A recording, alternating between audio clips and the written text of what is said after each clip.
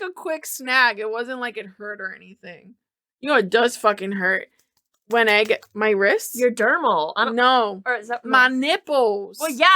Ooh. Those even like, have nerves in even them. when I'm like in the shower and it grazes against that one piece of dry skin and it's wet and it's just like, and I'm like, yeah. See, I don't do the today's. Yeah.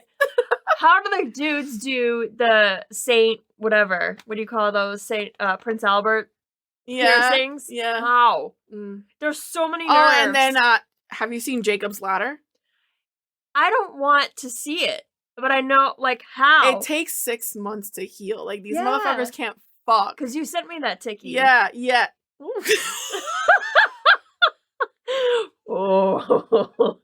No repeating. Okay. All right, how do we sound? I don't know. All right.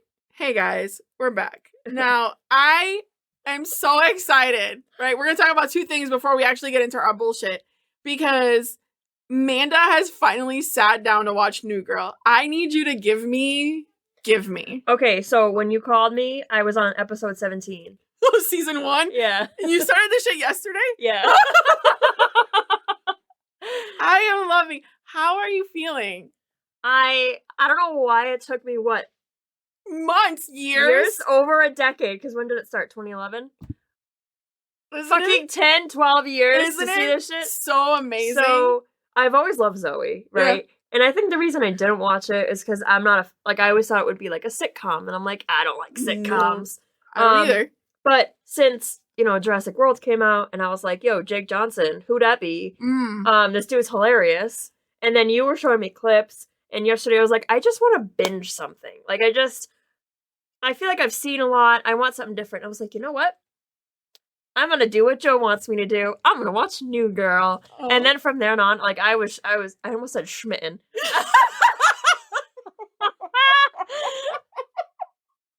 I was smitten. Be Schmidt-ten. Oh. And the whole towel thing, you showed me that scene. Oh, yeah. With the towel? Oh, God. The whole douchebag jar. Like, I just love how realistic these dynamics are. Thank you. Yes. And I appreciate... Like, I want to live with them. Yes. It looks like a fucking mess. Like, I don't know if I'm going to be able to get used to, like, Schmidt's OCD, and then Nick's laziness, and then Winston's fucking weird, and then Jess is just... I mean, she's a teacher, for God's sake. Like, but I still want to be in that environment. Same. I still want to be a part... Did you get to the Pogo episode? Nope. Oh, God. And I think I was dying at the fucking landlord episode when he was like gonna have a. He's like, yo, is this like a threesome thing happening? And Nick is like, yeah, we're doing this. We're gonna do this. Are you ready for this, Jess? Oh my God. I love all the dynamics. There's nothing I love more than going through the evolution of watching Nick be correct, because he's always wrong. Yep. But when he is correct, bro, this is the worst. Yep. The worst. Oh my God. I just... Who's your favorite roommate? I can't. Who is it? It's definitely Nick. Because... problems. Yeah. But I like him and Schmidt's bromance way more than anything. Yeah. Did you see the cookie episode? Not yet. That hasn't been coming up yet? Got you cookie, got me cookie. Gave me cookie, got you cookie. Oh, yeah. Gave me cookie, got you cookie, man. What was it, the whole episode? If I told any New Girl fan the cookie episode, they would know exactly what the fuck I'm talking about. I'm sorry. Yes. I can't wait for you to see Winston's earring saga, his puzzle saga. Okay, what happened to Wayne's? Oh, Coach. He was there for like 2 episodes and then left, right? Yeah. Yeah. He comes back eventually. Okay, because I thought... Anyway. They just needed a black man to fill the role, to be honest. Like, that's what it was. I guess. What the fuck was I just gonna say that I'm sorry. You asked what happened to Wayne's, and then I said he'll be back. No, but I had a thought in my head. Oh, I'm sorry. Damn you. I'm sorry. Oh, it was about a certain... Well, you asked me a question, so... It wasn't about the Wayne stuff? Or was it... Fuck. No, that's my train of thought. Oh, God. What did you think about Spencer? Was that Justin Long? Oh, that's what I was gonna say. Oh, what were you? What? The Thanksgiving episode? Not the cameos, the guest stars. Oh, yeah. So you had Justin Long. Yeah. Fucking Stephen Amell as Yeah. like some shroomed out douchebag. I was like, about that. where have you been, bro? And then the one He's so racist. Yeah. I love it though. We know that Dylan O'Brien eventually he's coming. makes it. I know he's coming. But just I recently saw Ryan Quinton. Quinton, yeah. Quinton, thank you. Yeah. I was like, he was the weirdo. He was the weirdo, yeah. Who loved tacos? Yeah. but those are really pleasant surprises. Uh-huh. So I'm not looking at anything well, else. I told you her mom is Jamie Lee Curtis. What? Jess's mom is played by Jamie Lee Oh, Curtis. I thought you meant in real life. No. She's not. And then the girl that plays her sister is the chick that played Velma in the Scooby-Doo live action movies. Yeah, okay. I forget her name. I think you told me that. Linda Cardellini. Yeah, I won't tell you when or anything, but like even Taylor Swift makes an appearance. That's what I'm looking forward to. Is she's not like the random guest stars. Yeah. So I'm a huge fan. But the dude that played the landlord, we see him in he's in Sons of Anarchy. He's in Buffy. Like I've seen him everywhere. As soon as I saw him, I was like, "It's you know who that is? Yeah. Don't know your fucking name for shit, but I know who you are." Yeah. Jamal Abdul, whatever, the basketball player. Kareem Abdul. Yeah, that dude makes a fucking appearance. Like it's all over the place. It's fucking Prince makes a fucking. There's a whole episode with Prince. Yeah, we know that. So, I'm because I don't usually watch that shit, but I think it's because of the cast. Oh, the way they work together. So the thing is, this is the type of show, right? Where and it's I'm like convinced mostly improv. You can't convince me that this is 70% scripted. No, you don't. It has to be like the storyline and the lines, yes. But then there has to be like, you get the script, right? And they're like, okay, this is your line, this is your line, this is your line. Schmidt, improvise. Winston, improvise. Nick, improvise. And my favorite part is when they keep in all the stutters. Yeah. I don't know if you've been paying attention to Max Greenfield. Is it Greenfield? Mm-hmm. Whenever he breaks character and they fucking just keep that shit in. Like when he genuinely fucking laughs and they don't even bother trying to get rid of it. That's what I love though. That's what I love. That's what I live for. And I love it when you can almost like see it in their eyes that, that they want to, because even in the episode where Zoe Deschanel was like the peen. Fucking Jake's face was just like, don't die. There's this episode where they're going back and forth. And they're like, okay, let's just start to divulge things that are like, that would like piss each other off, because some shit goes down with Schmidt, and he's like, I'm gonna get you both back, and I'm gonna fuck up your lives. Yes, you showed me that scene. Yeah. So the part where like, Nick was like, I can't remember what party he chose, or if he like didn't pick one, and then Zoe was like, oh, I'm in the green party, and he's like, I'm so mad at you about that, but we will discuss that later. And he goes, I'm convinced that horses are from outer space or some shit like that. And she goes, oh, I think that too. And I was just like, what is this? It's genius is what it is. Or whenever they do like the what are those called? What? Like the douchebag jar, they like put in a whole slew of like moments where they were like montage. Yes, the montages. I fucking love it. The flashbacks, I love. The flashbacks. It's like, oh, you trip while you're standing, Jess. And then she's like on the phone texting, and she's like, it's happening, and she falls. I like it so. I don't want to say the word stupid, but it is. But what I loved is that they must have. I don't know if they had like group sessions to get to know one another, because it felt like they were tight knit from the get. Like Nick and Schmidt are real people who've been friends for 10 years. Yes, it feels like that. Fat Schmidt is probably one of my favorites. Oh my god. It works. I was like, whoever created this character, I don't know if it was Max or somebody else, but it's just like, mwah, you know. Like if I ever saw them in real life, it's Schmidt. It's Schmidt, Nick, and Winston. Like I said, I'm Schmidt-ten. Yeah, like it's. I'm so. You don't know how excited I am that you're watching this. Because now I'm like, it's my type, man. Yeah. Like, now you're not gonna do anything else. No. And the great thing is that this series is done. Yes, it is. It's at its completion. I still have 6 years to go through, but it's fine. They're 20-minute episodes. Yeah. I actually love how this is actually segueing right into like the conversation that I wanted to have. Okay. So yesterday I was talking to Christian, right? Mm-hmm. And he was asking me like what my favorite shows were, and I was like, dude, literally top 2, Supernatural and Sons of Anarchy. Maybe the oh my god. Not Direction. What? Not Direction. Whatever. Like some days Supernatural is my favorite. Other days it's Sons of Anarchy. Yeah. Like they swap around, right? Yeah. And I was like, I love Sons of Anarchy because every episode had purpose. There was no filler episodes. Every episode was tense. Like Kurt Sutter did an amazing job. Yeah. And then you have something like on the opposite spectrum, right? Opposite end of the spectrum. Excuse me. Like Supernatural, where there are a lot of filler episodes and only little tidbits on those episodes pertain to the story, right?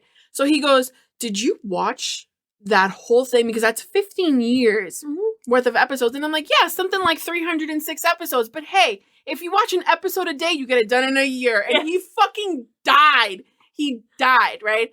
So the reason why I bring this up, and I'm glad that you watched this and you opened up with, I need something new to watch.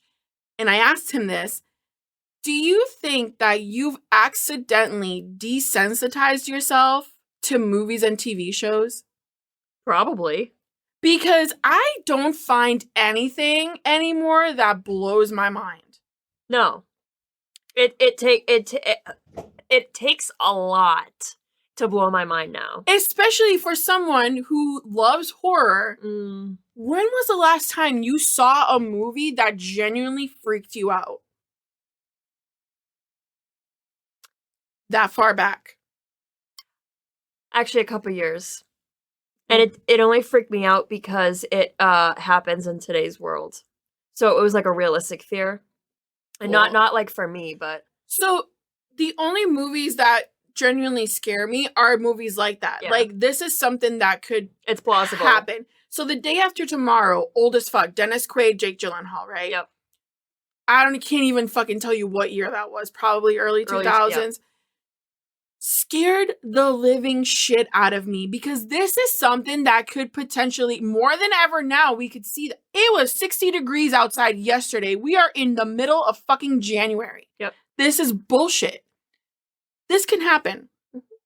I'd honestly rather the cold than the hot, to be quite honest. But anyways, I digress. But I was like, I feel like I've desensitized myself, right? Because the last movie that I watched that I genuinely enjoyed was Bullet Train. But that's because it was so fucking entertaining, which he said he watched. And he's like, I don't know what made me, not my bag.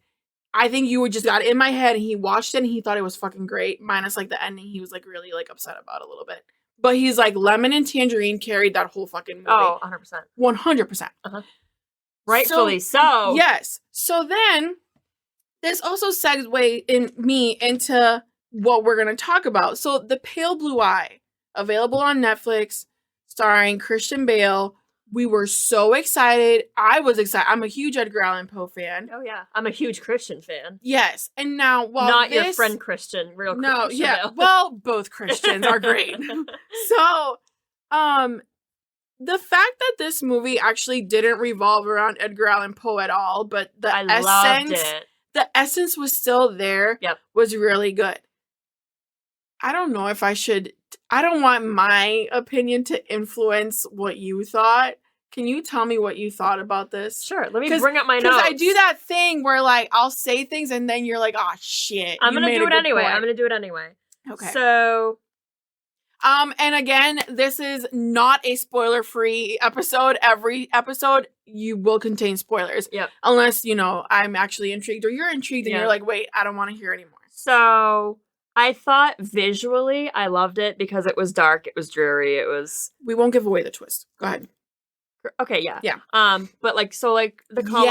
Yes. The gray wash. I got very Sleepy Hollow vibes. Yes. And which is kind of like...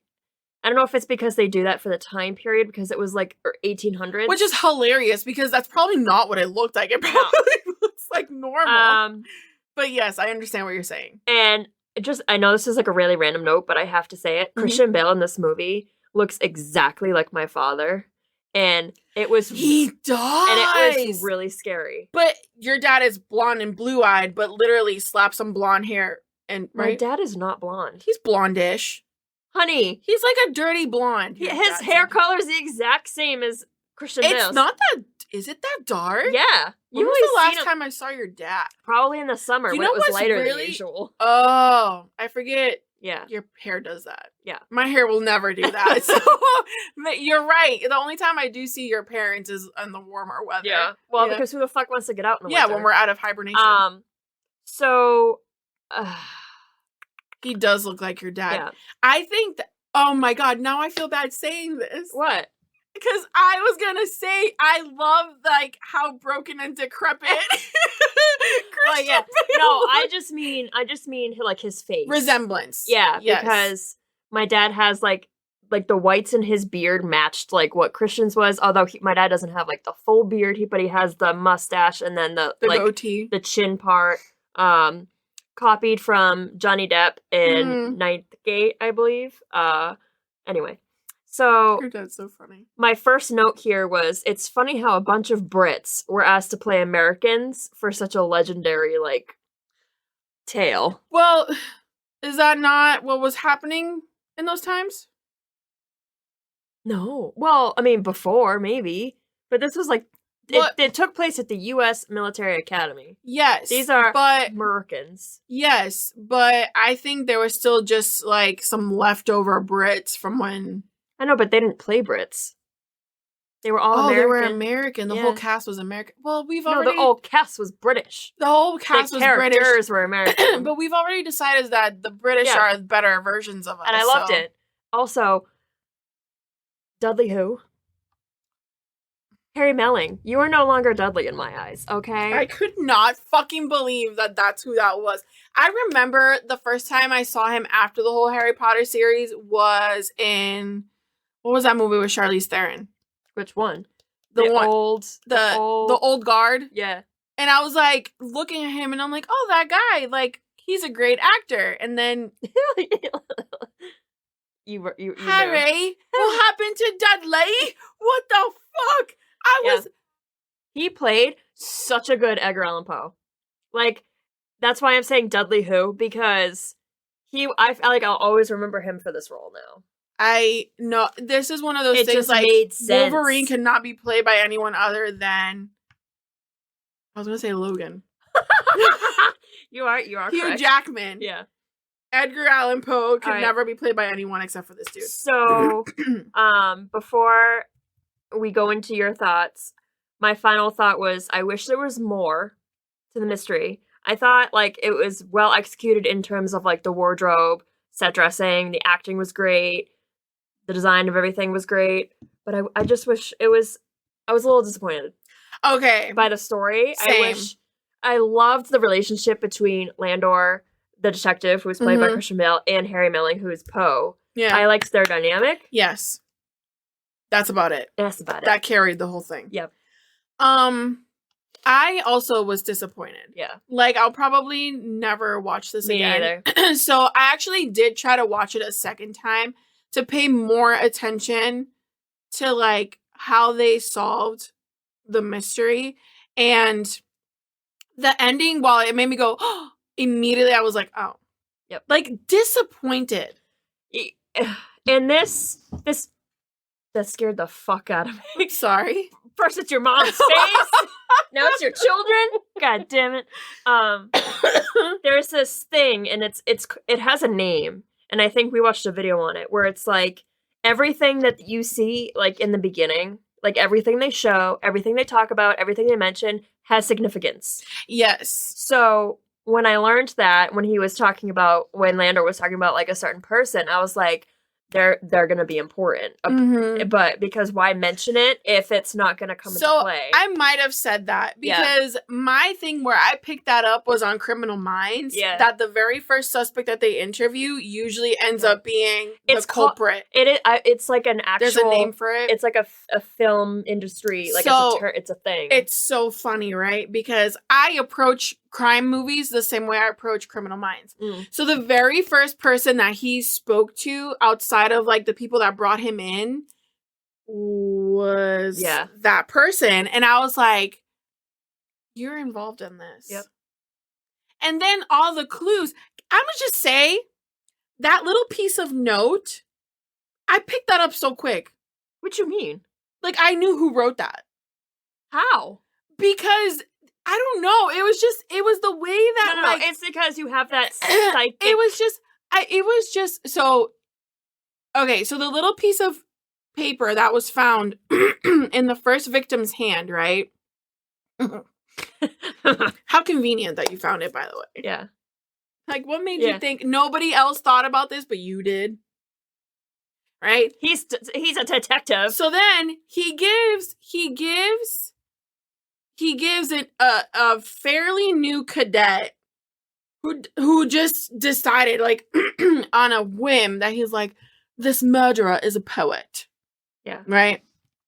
So because he deduced that, and you like the way he was angling, he was like, yo, take this piece of fucking vital evidence and solve this for me. Like, you as a seasoned detective didn't already fucking solve it.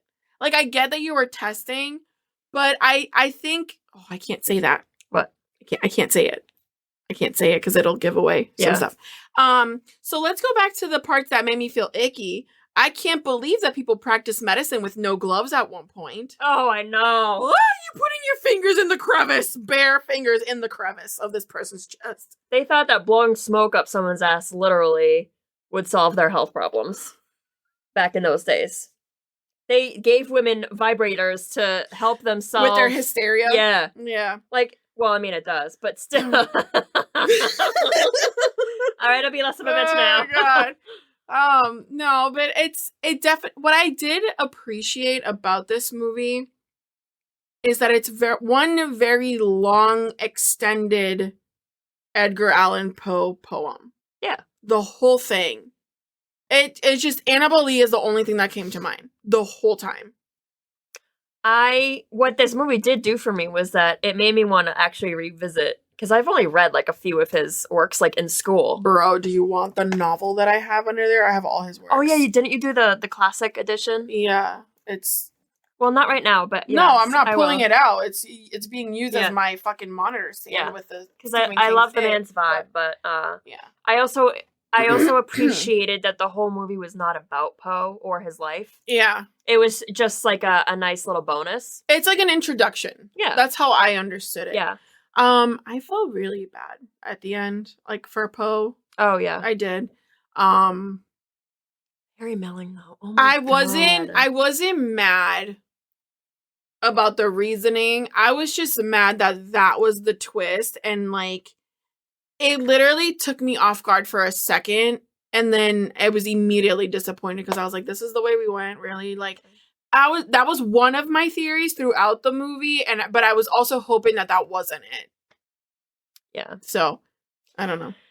I loved Christian. I always do. Oh no, the acting was amazing. Yeah. The aesthetic was very satisfying. It's just, I wish it was a stronger. It was a little bit of a flop. I graded it about a 6. You know what? I would agree. But then I was looking at what we're supposed to be talking about today, and I think this is going to be like the flop episode. Oh no! Fuck! Is that how we should? Okay. Is that how we should put our shit, like flop, not flop, flop, A, flop, no. Sure, but in this case, it's going to be like, I'm gonna start putting the titles. Get Schmidt-ten, flop. Oh god. Okay, so the rest is you talking because that's literally all I have. Oh my god, like where do I even begin? Well, start. Okay. Can you? What? Go ahead. What? No, go ahead. What? I was gonna say, can you start with Megan because it's the only other one that I know. Yes. Okay. Okay. Megan's new. It is in theaters. I saw it in theaters. All you said to me was you would have hated this. That's literally. You see some of it in the trailer because. All right, so Megan is like a child. It's robot. like an American doll, American girl doll. It's like 4 feet tall. Oh god, that's like the size of my daughter. Yes, and hang on, let me just bring this up because I don't want to.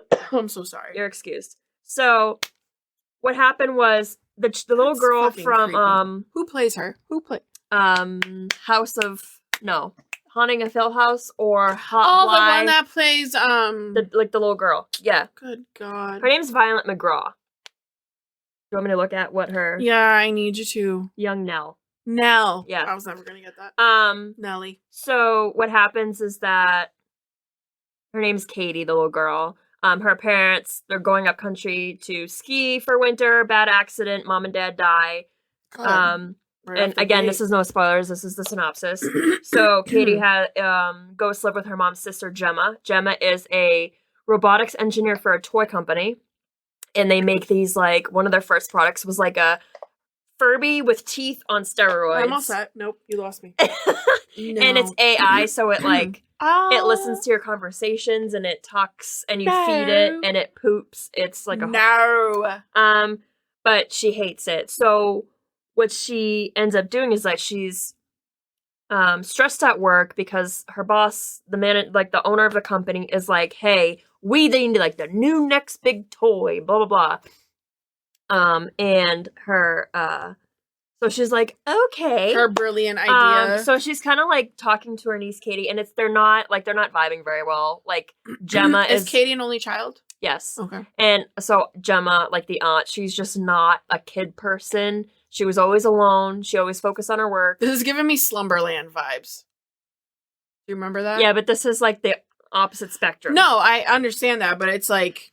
So basically, she was asking Katie, like, what do you want to play with? Like, what's blah, blah, blah. So she ends up creating Megan, which is this 4-foot-tall AI robot, and it's supposed to learn as whatever. So she's paired with Katie. Kind of like humans learn. And see, exactly. But then Gemma was like, your job is to, like, protect Katie. You're here for Katie. So Megan's always analyzing conversations. She reads bedtime stories. She becomes her best friend. But so it is that quintessential when robots draw the fucking line. Yeah. So let's just say IMDb gave this a 6 out of 10, and I would agree. It was exactly what you expect it would be. Like iRobot? Yeah. Basically. You told a robot to protect this child with no boundaries. Yeah, and so what happened with Megan, it's not necessarily that she wanted to kill, like, Katie, but she wanted to protect Katie, and by protecting, so, like, Katie had a bully, kill the kid. Kill the bully, yeah, get rid of the bully. Yeah.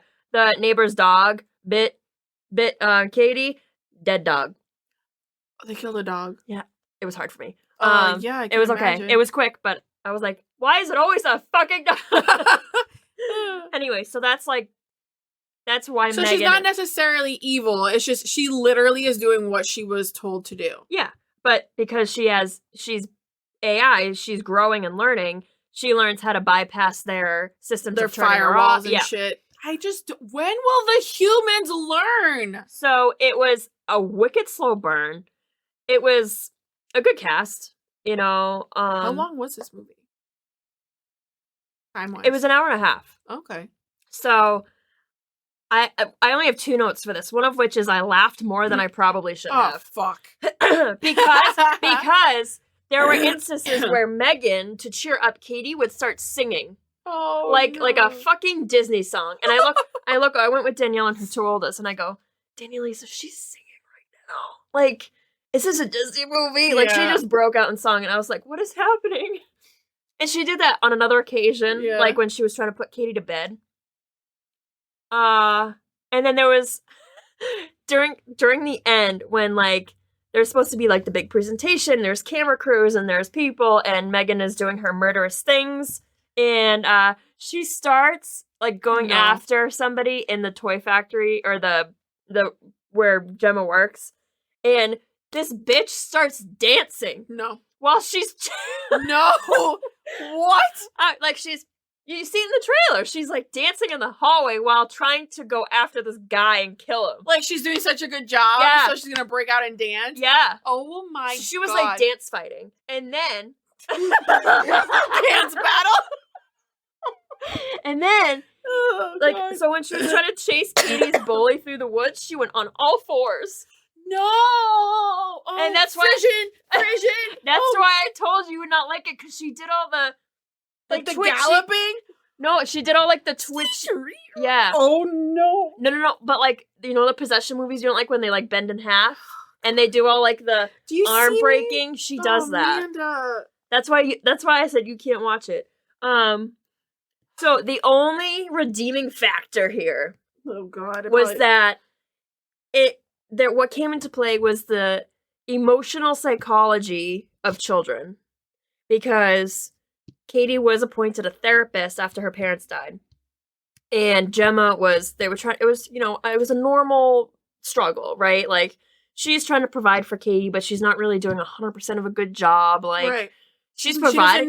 She doesn't know. She's not, like, connecting with her emotionally. That's why she built Megan. Mm-hmm. And so, but Megan was, like, almost replacing parents because it could, like, make sure kids brush their teeth, could put them to bed, could do this. So parents could be neglectful, but not really. But so then, because Megan is having all these, like, things go wrong, Gemma's like, I need to take her in, I need to work on her, but Katie thinks of her as a friend. She doesn't think of her as a robot. So this is something that's organic to her. Yes. So she's like, let me see her. And Katie's anger just grows and grows until she lashes out and becomes destructive, hits. Like, she finally has something tangible to hold on to, and it's being ripped away. Yeah. And because she didn't really talk about her parents' death with her aunt, that's why Megan helped her, like, forget about it. So she wasn't talking about it. She wasn't working through it. So that was, like, the only sort of interesting, like, factor was, like, the psychology between giving a child a toy that basically they emote with. Yeah. But they see it as a real thing. Instead of something that's just soothing for a little bit. So that was very interesting. But it was literally, like, every other AI movie, Terminator, fucking iRobot, like you said. Nothing surprising. It was creepy, yes. And this will be the last episode because there is nothing out there that'll ever shock us ever again. What is happening? Like, it was Blumhouse too. Again. I literally will say this until the day I fucking die. What is going on in these fucking rooms with these people? I mean, people wanted to see it. I wanted to see it really bad because I was like, oh shit, here we go. Yeah, but it wasn't any different. But the thing is, too, like, let's just theorize for a second, right? Yeah. If she actually stayed and did her job as a robot the way that it should be, the way that we envisioned that robots should exist in this world, you wouldn't have a movie. If she went completely off the rails and, like, hacking into government bullshit, setting off missiles, that's, like, way too much. Yeah. That's war games. So at this point, like, this is where it has to stay. For it to be like, it's better to be like, oh, that was kind of a flop, than that was totally fucking ridiculous. Yeah. That was absolute bullshit. Yeah. So this is where we'll be, in this odd middle. Yeah. Which, by the way, I wasn't going to talk about this, but I finally did finish the Fast and the Furious bullshit. That 9th movie, I really thought that them going to space in a fucking shitty car spaceship was, like, something that somebody made up on the internet. Wait, I didn't actually know that this was in the yeah, they strapped a car that they put huge rockets on. They put that on a rocket that went out into the satellite that's out in space. Why? To disrupt the signal. Why? For a huge fucking missile or bomb or whatever the fuck it was on Earth. Oh, we can't go from skyscraper to skyscraper to skyscraper anymore. And they wore scuba diving gear. No, they fucking Yes, they did. Bruv.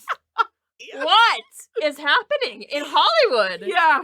So at that point, and I remember telling Christian about this because he's the only other person that I talk to about any types of movies and stuff because all of my friends has fucking left me and now I have a new friend and he's better than all of you. Oh. But anyways, so he asked me, like, after a weekend of not seeing him, like, oh, have you watched anything? And I was like, dude, I'm so embarrassed. And I told him, and he sat down and he goes, I am listening. And so we went through all of them, right? Went through all of them. And literally we had the same opinions. He's like, he is very much like, stays away from big Hollywood stuff. He'd rather watch like very indie movies or really older stuff. And he was telling me yesterday, because I asked him the same fucking question, are you desensitized? And he goes, stay off of fucking Netflix. For God's sake, stop watching new shit. Go back to the old stuff. Because that's all the good shit. It is. And I don't know why that is. I don't know why that is. I can't tell you.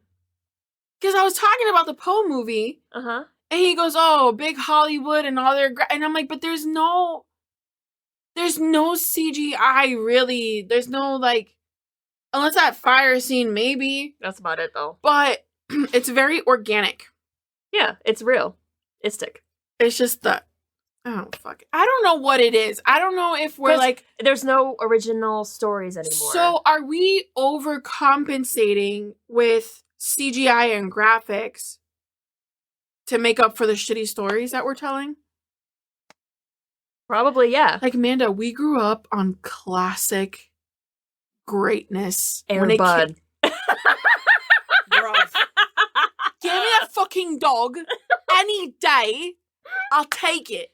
But, like, we grew up on, like, when I think of, like, the original Predator. Oh, fuck yes. Original Freddy. Original The Thing. Original everything. The actual robotics, the puppetry, the masterwork, the time. Tim Burton with The Nightmare Before Christmas and The Corpse Bride, hand-clayed mold shit, frames per second, like, greatness.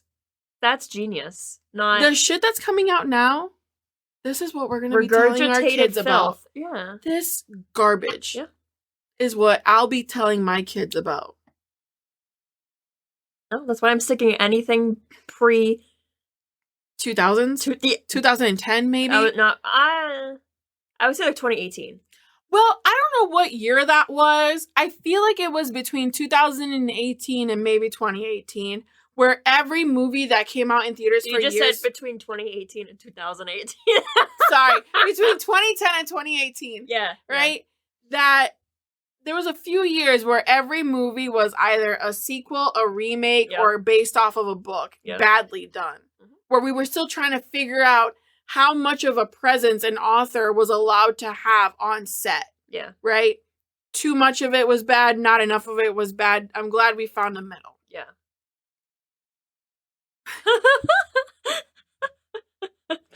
I just can't, even with my anime, all right? So, I have people at work, not Christian because he doesn't touch anime, he thinks it's stupid. He judged me very harshly. He thought that. He looked at me, he was like, "You're a weeb?" And the utter disgust. I was offended. Oh, I'm sure you were. I'm sure he meant to offend me, but he's since forgiven me. Okay? He's like, whatever, I guess I can see past that. And I'm like, oh, thanks, that's fine. But people keep telling me, like, oh, read the mangas. I want to read the fucking mangas, man. Because then I'm spoiling everything for myself. And what's great about mangas and bringing it to, like, anime, it's the exact thing. Yeah. It's literally from page to screen, add some color. Yeah. And it's cleaned up a little bit, right? So where I'm going with this, did you ever watch Pocahontas? Yeah. Did you ever watch the second part? No. Fuck. Why? Right, that's where it ends. Because what happened? So... Wait, when was the second one? Why is everybody asking me that? It's when she comes to America with the he's not John Smith. He's a redhead voiced by the bad dude from Titanic. I forget. The guy that was his fiance. Yeah. That guy, right? He's voiced by that dude. Billy. I don't fucking whatever. know. Anyways, so he's voiced by that dude. Very handsome white boy. Yeah. Redhead, however. I'm not sure how I feel about that. I do not remember this at all. He brings Pocahontas over to the mainland, right? Yeah. And he puts her in a fucking wig and a huge poofy gown with wires underneath. My whole point is, the artwork was atrocious. The second time around? For the second part. Mm-hmm. As it goes, like Aladdin. Yeah. Yeah. Did you see the second one? Yep. And the third one. Do you one. see what I mean? Yep.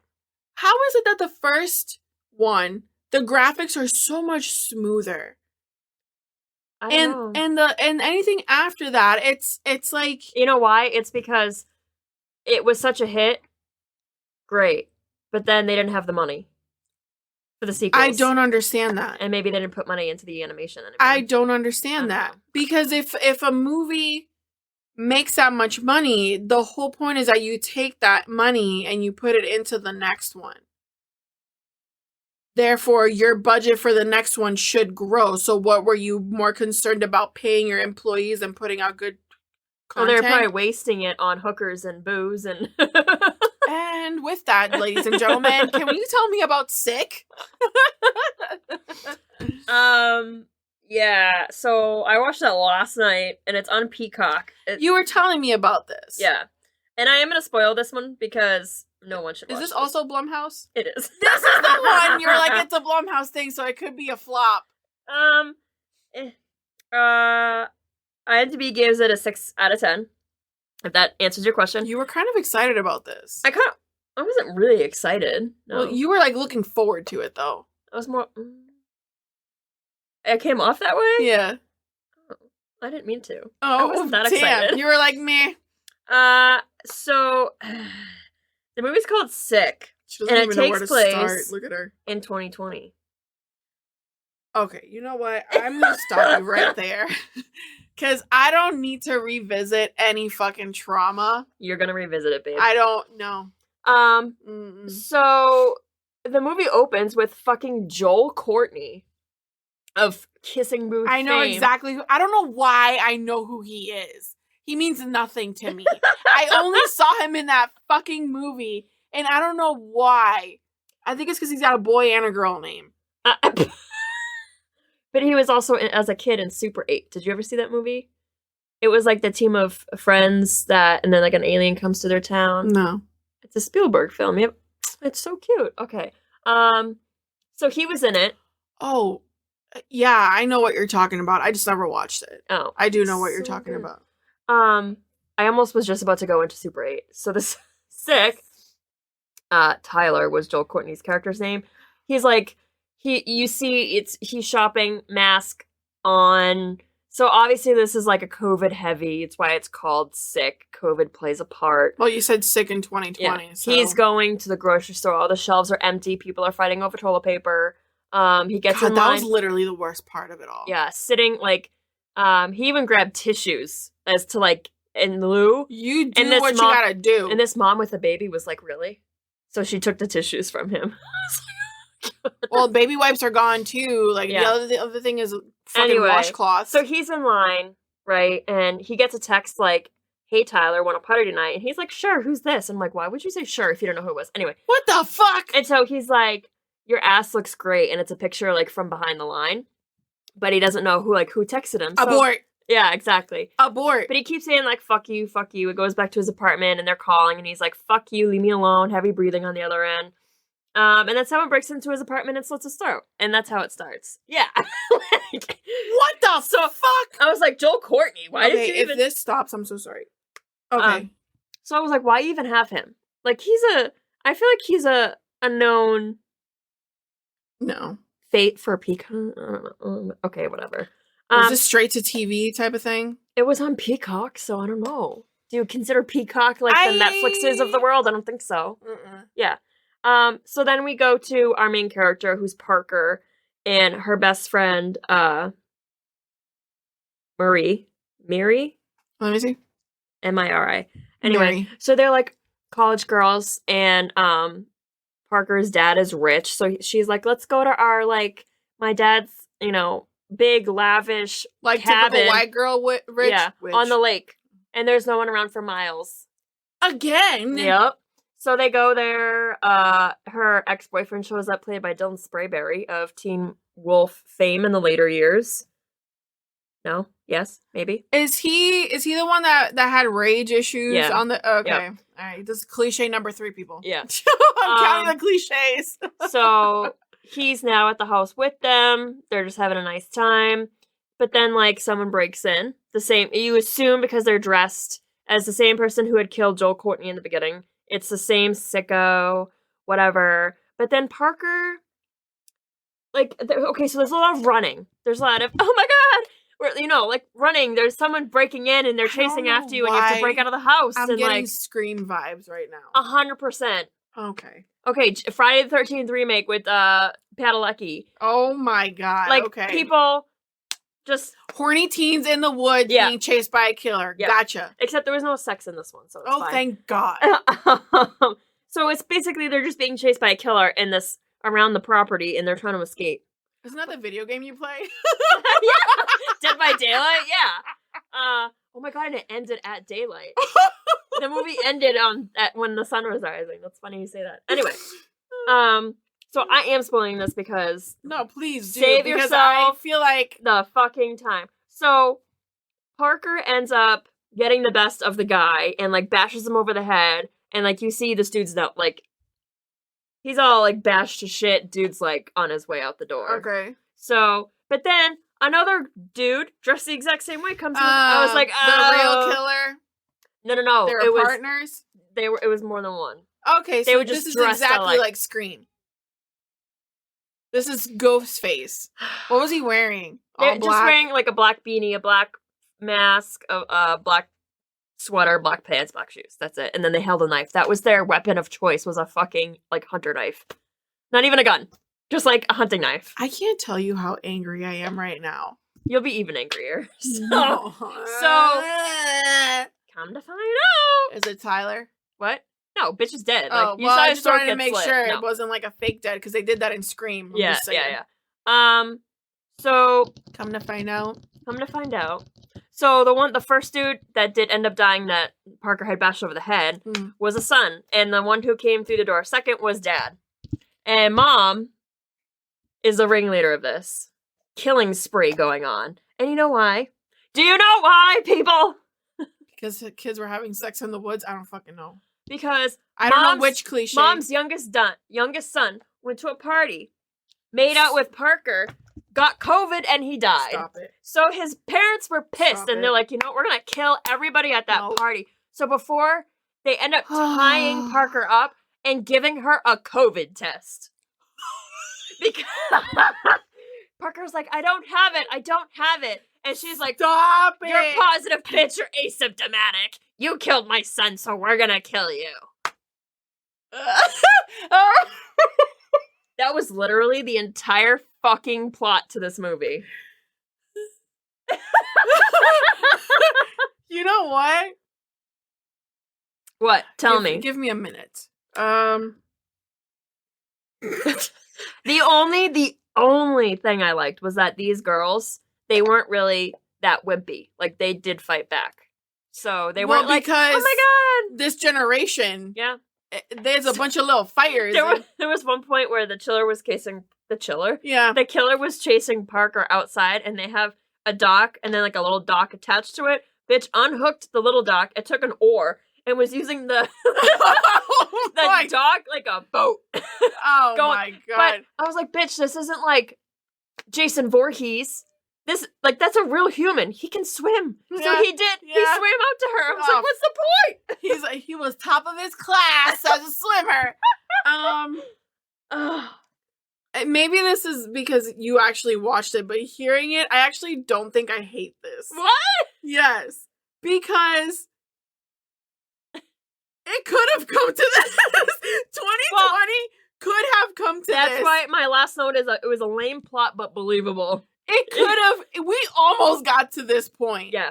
Because people are fucking crazy. Well, not only that, but it was just the government was so involved in this, right? And I feel like they shouldn't have been. Like, I feel like the leaders of this whole thing should have been the doctors, and the government should have just been there as a support system, but it was backwards, right? So, because people were so angry if you were an anti-vaxxer and anti-mask, and it literally, like, the tension on the planet, you couldn't cut through it. No. Like, it was just so thick. Yeah. Like, I'm surprised we didn't hear about shit like this. Like, a fucking parents who went crazy because their child died because someone else gave him COVID and you didn't go over there and kill this motherfucker. Yeah. You know what I mean? So it's plausible, yeah. 100%. Yeah. This is one of those stupid movies that I would be like, you right. Yeah. Yeah. Open House is one of them for me.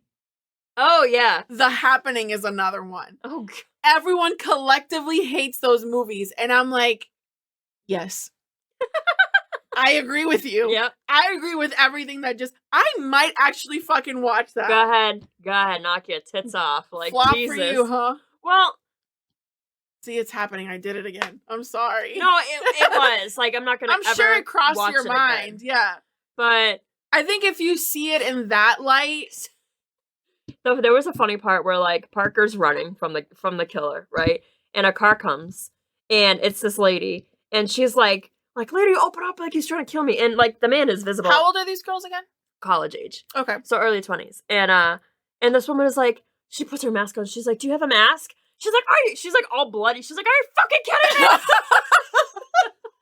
So that killed me. But you know what though? It'd be like that. Yeah. It's like when you go out there and you scream for help and people are like, I don't know you. Like, are you shitting me right now? There's a person hurt screaming for help. Yeah. Whenever that fucking minivan flopped over in front of my house. Oh yeah. And I just like went out to see what it was, and I saw what it was, and everyone was just staring and immediately went for their phones to record. I was like, are you fucking kidding me? Yeah. And I ran out there, and then that initiated everybody else. But still, like, that is so fucking accurate. It's the mentality that we have today. I can't even be mad at that. No.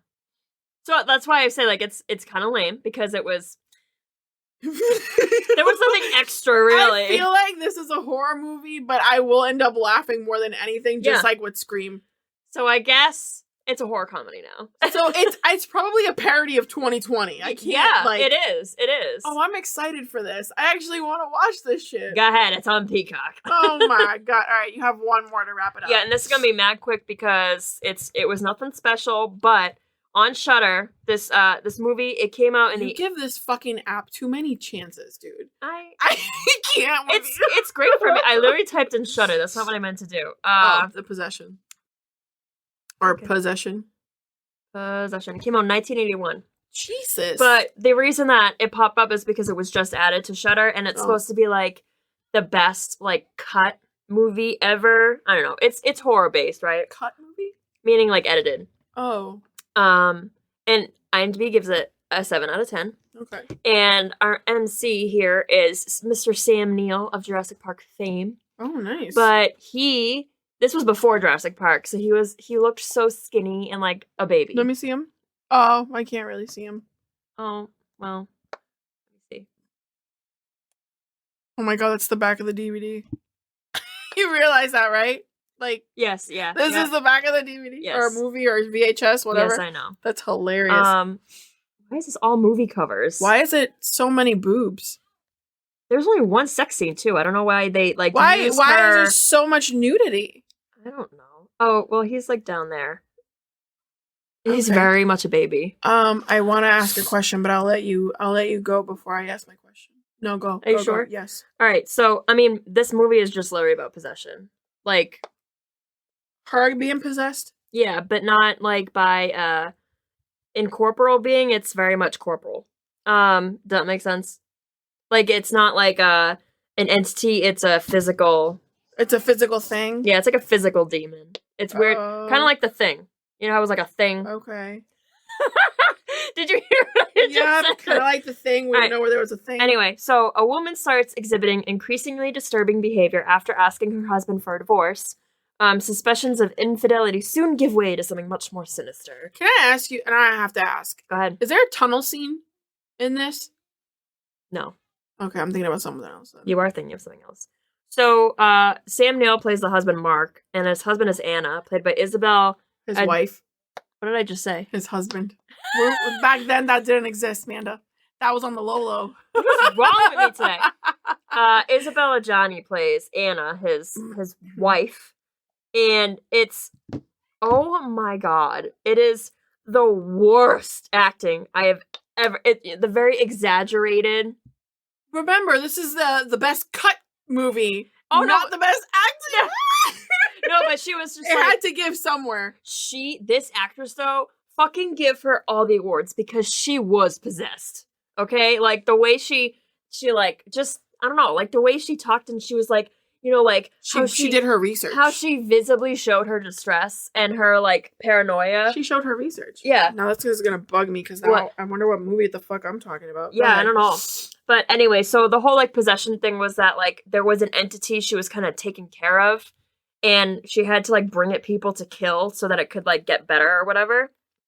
And but it looked like the thing. Like it had like a man's upper torso, but then like a worm end. Ew. It was like, then it had like a bunch of tentacles. Oh, you know what? What are you thinking of? This is The Possession.